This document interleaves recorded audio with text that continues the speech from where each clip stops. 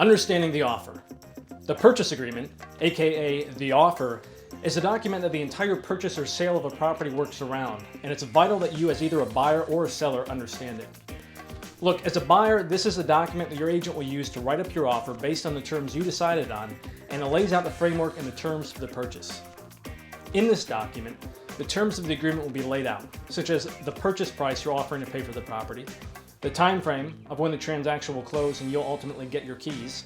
the earnest money deposit amount, who will pay for certain costs and inspections such as escrow fees, termite inspections, title insurance, etc., what comes with the property, such as whether or not the solar panels are included in the sale or the appliances, and also what contingencies you have on purchasing the property, such as if the offer is contingent on you first of all selling your current home first. Now, although we'd love it if the sellers always just accepted the buyer's terms verbatim the first time around,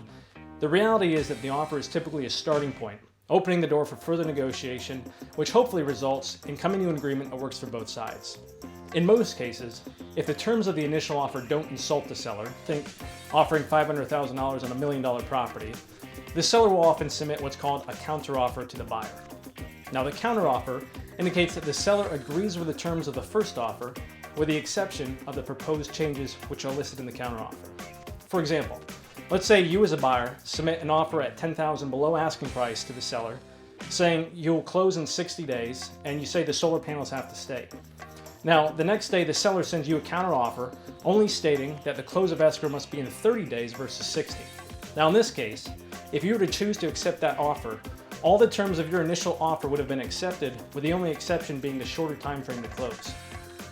Look, the California purchase agreement can appear intimidating, but don't let it scare you. This document is the first step in an exciting path towards owning real estate, and it's one of the most important documents you'll deal with when you're buying a property. For a sample purchase agreement with a more detailed breakdown of the document, including explanations of the anatomy of the contract, visit our website for this, along with tons of other great videos about important real estate topics and other excellent resources. I'll see you in the next video.